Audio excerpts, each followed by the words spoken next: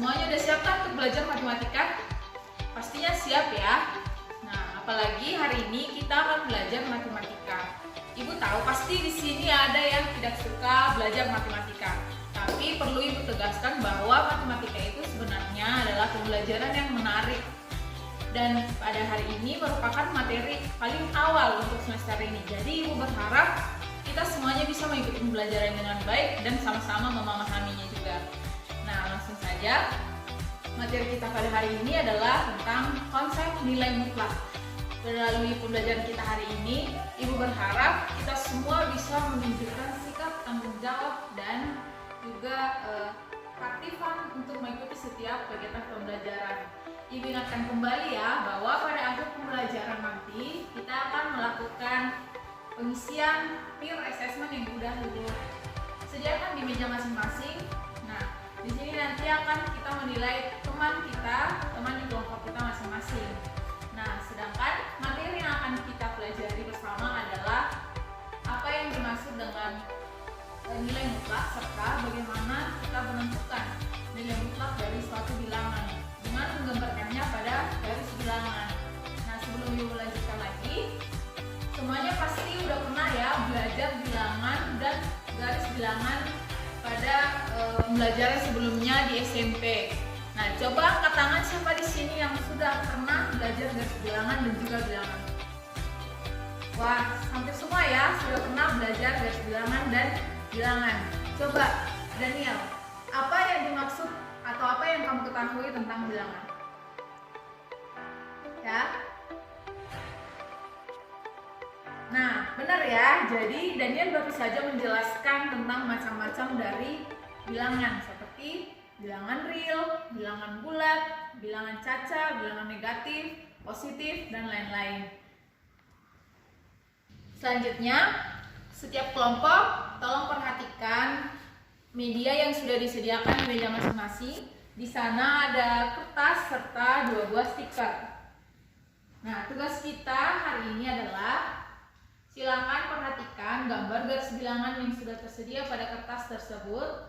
Lalu silakan tempel stiker ini masing-masing pada stiker pertama pada angka yang menunjukkan -3 dan stiker yang kedua pada angka +3.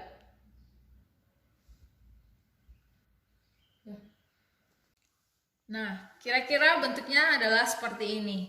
Tugas kita sekarang adalah untuk menentukan apa persamaan dan juga perbedaan dari kedua posisi stiker tersebut. Ibu minta kalian berdiskusi dan nanti akan dipresentasikan hasilnya. Baik, tadi kita sudah mendengarkan ya hasil diskusi dari masing-masing kelompok. Dan cukup bagus ya hasil diskusinya. Jadi, adapun perbedaan dari kedua stiker ini adalah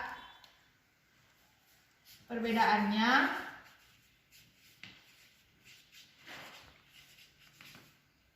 ada dalam arah, di mana stiker yang pertama dia mengarah ke kanan yaitu sumbu positif, sedangkan stiker yang kedua dia mengarah ke sumbu negatif yaitu di -3.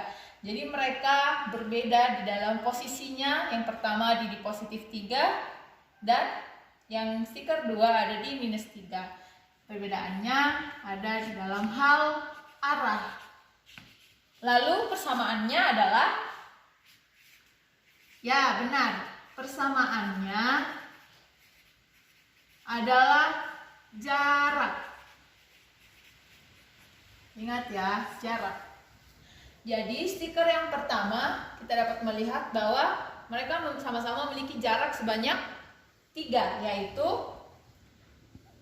yang pertama, stiker yang pertama memiliki jarak dari 0 adalah 1, 2, dan 3, sampai 3.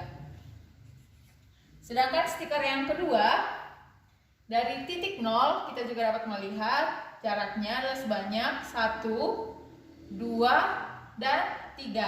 Sama ya. Nah, apa yang ingin kita ketahui dari konsep jarak ini? Nah, kita dapat melihat bahwa arah ini tidak berpengaruh dengan jarak, di mana di sini ada minus 3, di sini positif 3, namun jaraknya adalah 3. Artinya jarak tidak mungkin bernilai negatif, artinya mereka selalu positif. Nah, hal ini juga lah yang akan kita lihat di dalam nilai mutlak.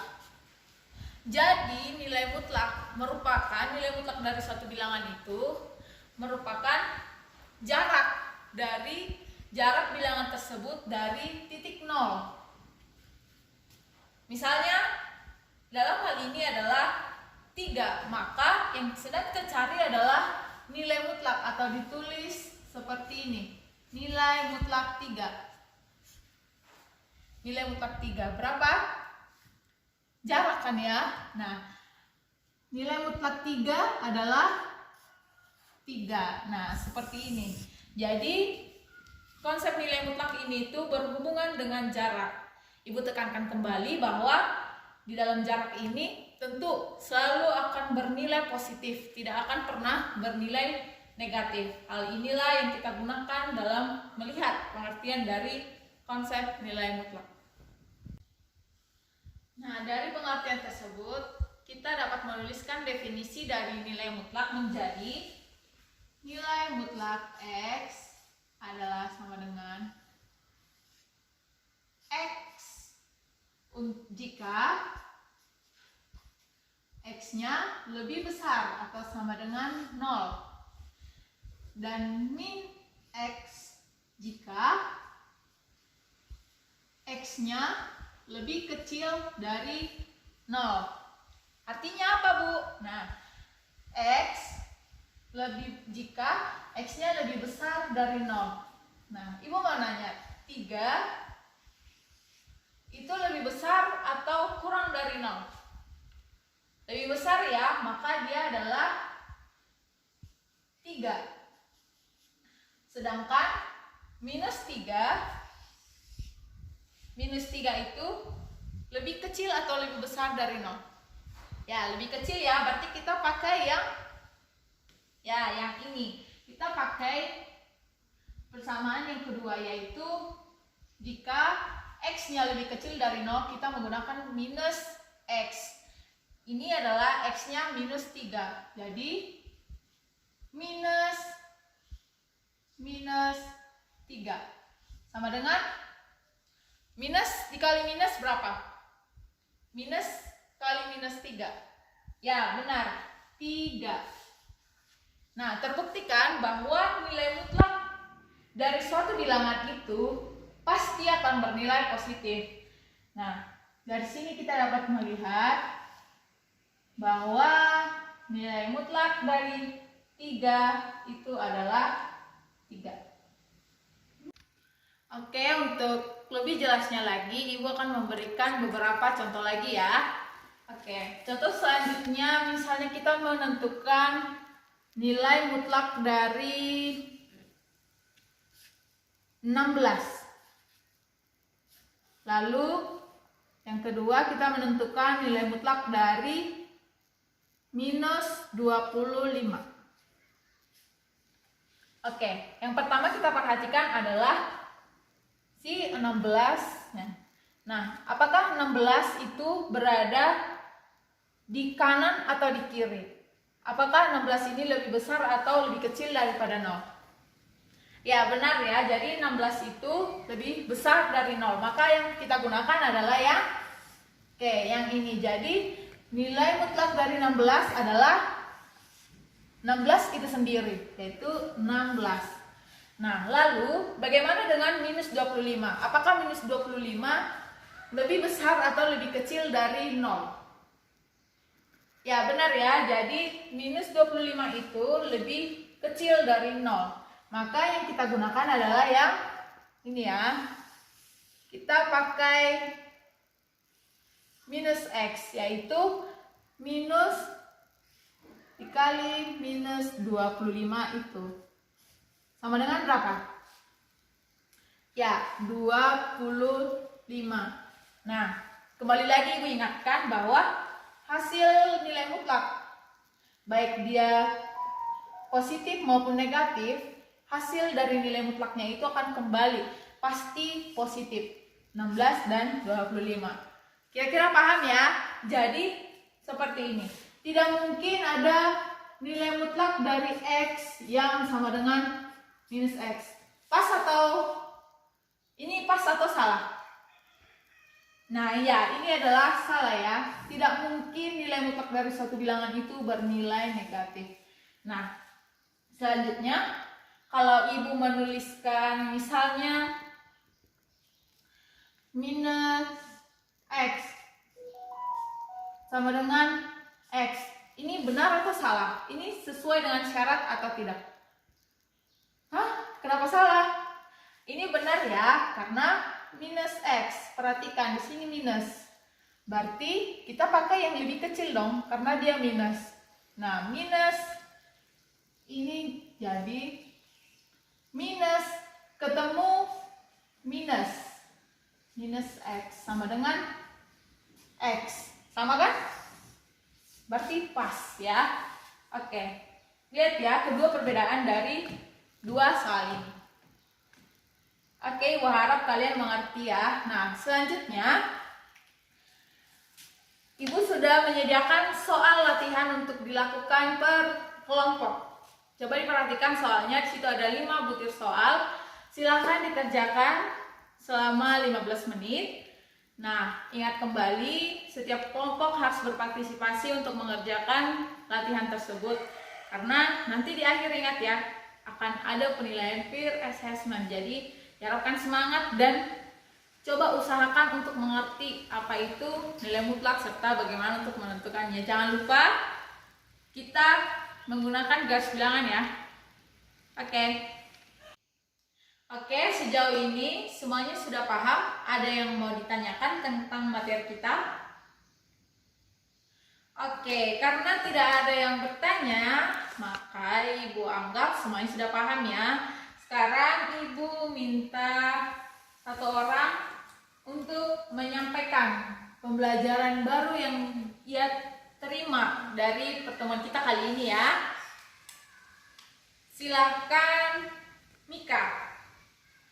Apa yang kamu dapat dari pertemuan kita kali ini? Oke, bagus ya. One clap. Nah, terima kasih Mika. Nah, sama seperti yang dikatakan oleh Mika. Jadi, pada intinya hari ini kita sudah belajar tentang pengertian nilai mutlak dan bagaimana untuk menentukan nilai mutlak dari suatu bilangan. Nah, dan seperti yang dikatakan Mika, nilai mutlak itu tidak akan bernilai negatif atau akan selalu bernilai positif. Nah, sekian yang dari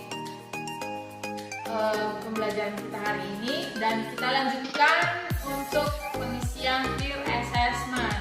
Nah, setiap kita masing-masing mengambil kertas yang sudah disediakan dan silakan diisi secara objektif ya, sesuai dengan pengamatan kalian terhadap teman kelompok masing-masing. Oke, nah dan sembari kalian mengisi peer assessment tersebut, Ibu mau kembali mengingatkan kalian untuk mengerjakan PR dengan sungguh-sungguh dan tepat waktu ya, dikumpulkan di pertemuan selanjutnya. Dan Ibu juga ingatkan kalian mengerjakannya secara individu, artinya tidak bekerja sama dengan teman yang lain. Nah, dan di sini itu kita dituntut untuk jujur. Karena Tuhan mengajarkan kita untuk jujur ya. Ketika kita disuruh kerja sendiri, ya sendiri. Ketika kita disuruh kerja sama, ya kerja sama. Nah, oke, semuanya udah selesai ya mengisi peer assessment-nya. Oke, letakkan di meja masing-masing. Dan terima kasih untuk pembelajaran kita hari ini. Semoga kalian mendapatkan pembelajaran yang dapat kalian gunakan untuk pembelajaran selanjutnya. Dan sebelum kita mengakhiri kelas kita ini, kita bersatu di dalam doa. Oke, sekian pembelajaran kita pada pagi hari ini. Tetap semangat dan tetap belajar. Sampai jumpa di pertemuan selanjutnya. Bye-bye.